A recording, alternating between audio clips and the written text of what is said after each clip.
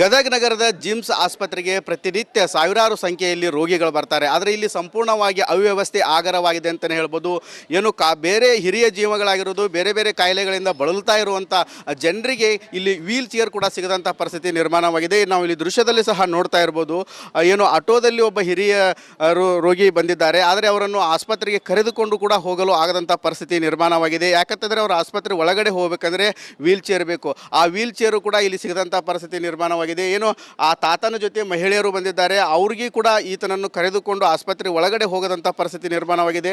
ಬೆಳಗಿನ ಜಾವ 7 ಗಂಟೆಗೆ ಬಂದರೂ ಕೂಡ ಈವರೆಗೇನು ಕೂಡ ಇವರನ್ನು ಆಸ್ಪತ್ರೆ ಒಳಗಡೆ ತೆಗೆದುಕೊಂಡು ಹೋಗಲಾರಂಥ ಪರಿಸ್ಥಿತಿ ನಿರ್ಮಾಣವಾಗಿದೆ. ನಾವು ಈ ಭಾಗದಲ್ಲಿ ನೋಡ್ತಾ ಇರ್ಬೋದು. ಏನು ಸಾಕಷ್ಟು ಸಂಖ್ಯೆಯಲ್ಲಿ ರೋಗಿಗಳು ಬರ್ತಾರೆ, ಹಿರಿಯ ಜೀವಗಳು ಕೂಡ ಇರ್ತವೆ.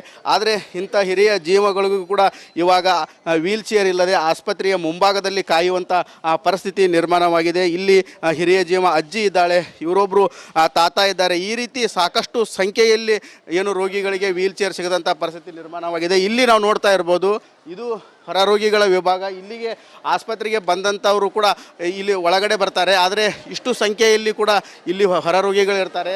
ಆದರೆ ಹಿರಿಯ ನಾಗರಿಕರಾಗಿರ್ಬೋದು, ಅಂಗವಿಕಲಾಗಿರ್ಬೋದು, ಬಹಳಷ್ಟು ಸೀರಿಯಸ್ ಇದ್ದಂಥ ಏನು ರೋಗಿಗಳು ಬರ್ತಾರೆ, ಅವರಿಗೆ ಇಲ್ಲಿ ವೀಲ್ ಚೇರ್ ಇಲ್ಲ. ಇದು ಬಹಳಷ್ಟು ಅವ್ಯವಸ್ಥೆ ಆಗರ ಅಂತಲೇ ಹೇಳ್ಬೋದು. ಸರ್ಕಾರ ಒಂದು ಕಡೆ ಕೋಟ್ಯಾಂತರ ರೂಪಾಯಿ ವೆಚ್ಚ ಮಾಡುತ್ತೆ ಸರಿಯಾಗಿ ಚಿಕಿತ್ಸೆ ಸಿಗಬೇಕಂತೇಳಿ, ಆದರೆ ಇಲ್ಲಿ ಕನಿಷ್ಠ ಸೌಕರ್ಯವಾದಂಥ ವೀಲ್ ಚೇರ್ ಕೂಡ ಸಿಗದಂಥ ಪರಿಸ್ಥಿತಿ ನಿರ್ಮಾಣವಾಗಿದೆ. ಇನ್ನಾದರೂ ಎಚ್ಚೆತ್ತುಕೊಂಡು ಜಿಮ್ಸ್ ಆಡಳಿತ ವೀಲ್ ಚೇರಿನ ವ್ಯವಸ್ಥೆ ಇಲ್ಲಿ ಕಲ್ಪಿಸಿಕೊಡಬೇಕಾಗಿದೆ. ಕ್ಯಾಮ್ರಾಮ್ಯಾನ್ ಮಂಜುನಾಥ್ ಜೊತೆ ಮಂಜು ಪತ್ತಾರ್, ರಿಪಬ್ಲಿಕ್ ಕನ್ನಡ, ಗದಗ. ಚೇರ್ನ ಕೊಡ್ವಲ್ರು. ನಮ್ಮ ಹುಡ್ರು ಓಟ ಅಡ್ಡಾಡಿ ಬಂದ್ವಿ. ಈಗ 2 ಹುಡ್ರು ಹೋಗಿರಿ.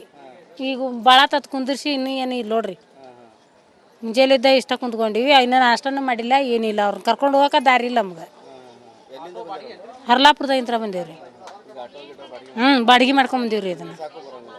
ಇಲ್ರಿ, ಎಷ್ಟೊತ್ತಿದ್ರಿ ಗಾಡಿನೇ ಬೇಕ್ರಿ. ಈಗ ಮ್ಯಾಗ ಕರ್ಕೊಂಡು ಹೋಗಕ್ರಿ 7ಕ್ಕೆ ಬಂದೀವ್ರಿ. ಇನ್ನು ಯಾರು ಇದನ್ನ ಇಲ್ರಿ. ಹುಡುಗ ಹೋಗೈತಿ, ಇನ್ನೂ ಬಂದೇ ಇಲ್ಲ. ಹುಡುಗ ಸಿಗೋಲ್ವ ಅಂತ ನಾನು ಹಿಂಗಾಸಿ ಬಂದು 2 ರೌಂಡ್ ಹಾಕಿ ಬಂದೀವಿ. ಅವ್ರು ಅದು ಇದ್ದ ನೋಡಮ್ಮ, ಆಚೆ ಕಡೆ ಇದ್ದ ನೋಡು, ಈ ವಾರ್ಡ್ನಾಗ ಅದ ನೋಡು ಅಂತ ಕಳಿಸ್ತಾರೆ ರೀ. ಕೇಳಿದ್ರೆ ಅವ್ರು ಇಲ್ಲಿಲ್ಲಮ್ಮ, ಅಲ್ಲಿದಾವ ನೋಡಿ, ಆಚೆ ಕಡೆ ಹೋಗ್ರಿ, ಹೊಸ ಬಿಲ್ಡಿಂಗಿಗೆ ಹೋರಿ ಅಂತ ಅಂದ್ರೆ.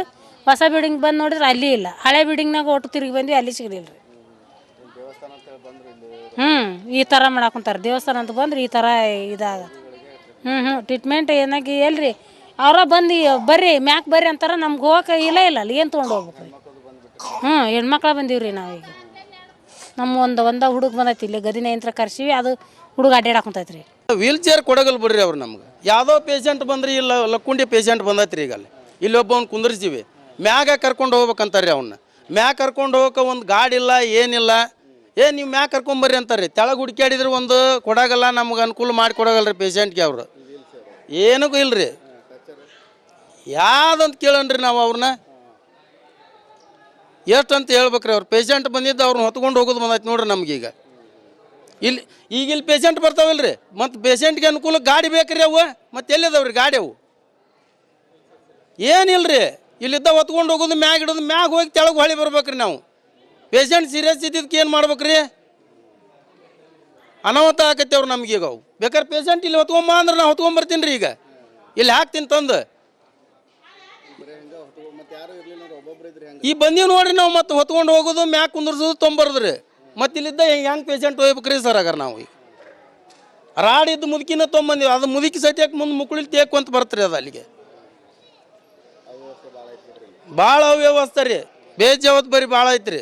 ಪೇಷಂಟ್ ಹೊಳ್ಳಿ ನೋಡೋಗಲ್ಲ, ಬೇಜವಾಬ್ದಾರಿಲಿಂದ ಮಾತಾಡ್ತಾರೆ ರೀ. ಏನು ಮಾಡ್ಬೇಕು? ಏನಿಲ್ಲ. ಏನು ತ್ರಾಸಾಗೈತಿ ನಿನಗೆ? ತಡ್ಕೋಬೇಕು.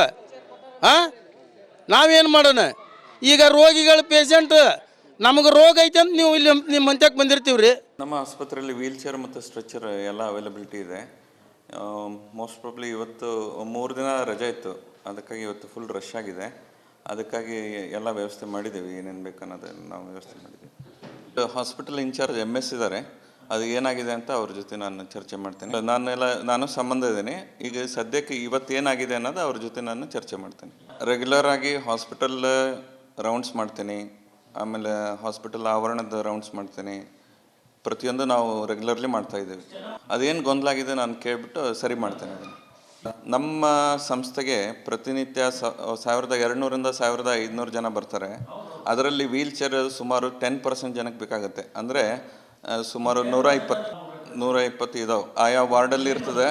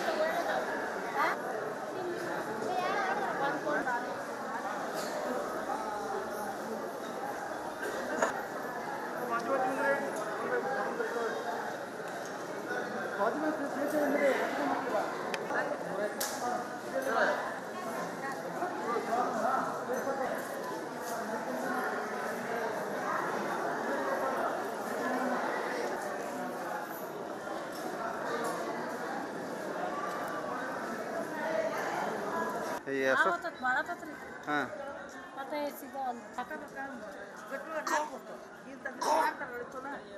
ಈಗ ಬರೀ ಭೇಟಿ ಆಗಕ್ಕೆ 2 ತಾಸು ಹಾಕೋಣ ಈ ಹಾಕೋಣ ಕಡೆ ಒಂದು ಚೇರ್ ಸಿಗೋಲ್ಲ.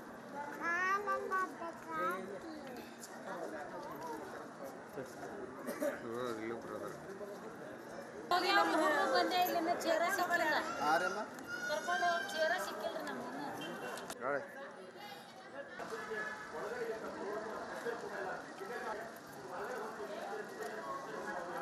ನೋಡ್ರಿ ಅವರು ಸ್ವಲ್ಪ ಲಪಟಿ ಮೇಲೆ ಕಟ್ರಿ ಅವ್ರು ಸರ್ ಕಾಣಲಿ ಅದು ನೋಡ್ರಿ ಅವ್ರ ಕಾಲು ನಡಿಕ ಎಲ್ರಿ ಹೇಳ್ತೀರಿ ಎಲ್ಲಿ ಏನೂ ಇಲ್ಲ ನಡ್ಲಿಕ್ಕಾಗಲ್ಲ ಕರ್ಕೊಂಡಿರ್ತಾರೆ ಗೊತ್ತಾಗತ್ತಲ್ರಿ.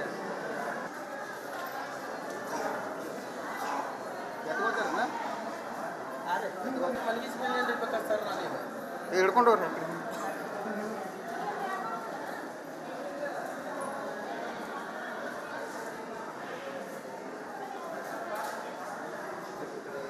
ನೋಡ್ರಿ ಅದು ಅಷ್ಟಕ್ಕೆ ಹೆಂಗೆ ಹೋಗ್ಬೇಕು ಅವರು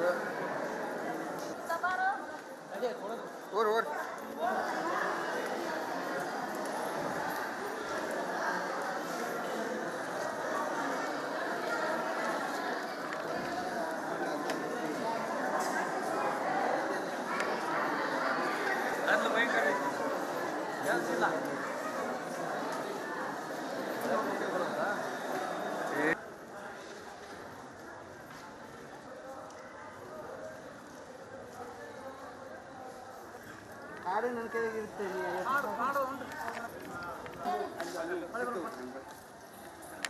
ಅವ್ಯವಸ್ಥೆಯ ಆಗರವಾಗಿ ಈಗ ಮಾರ್ಪಟ್ಟಿರುವಂಥ ಮೂಲ ಸೌಲಭ್ಯಗಳು ಕೂಡ ಸಿಗದೆ ರೋಗಗಳು ಕೂಡ ನರಳಾಡುವ ಪರಿಸ್ಥಿತಿ ಈಗ ನಿರ್ಮಾಣವಾಗಿರುವಂಥದ್ದು. ಸದ್ಯ ನಾವು ಗದಗ ಜಿಮ್ಸ್ ಆಸ್ಪತ್ರೆಯಲ್ಲಿದ್ದೀವಿ. ಚೇರ್ ಕೊಟ್ಟಿಲ್ಲನ್ರಿ? 50 ರೂಪಾಯಿ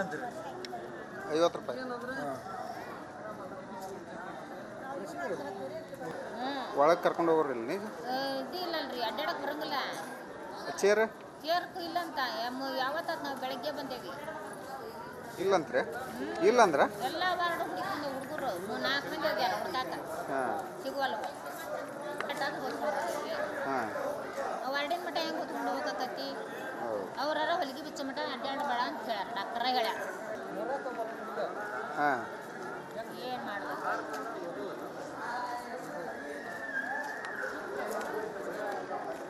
ಇದು ಐತಿ ಅಂತಾರ. ಅವ್ರು ಎಲ್ಲಿ ಹೋಗ್ತಿದ್ದವು ಚೇರನ್ನು ರೈಲಿಯನ್ನು ಎಲ್ಲಿ ಹೋಗ್ತಾವೆ?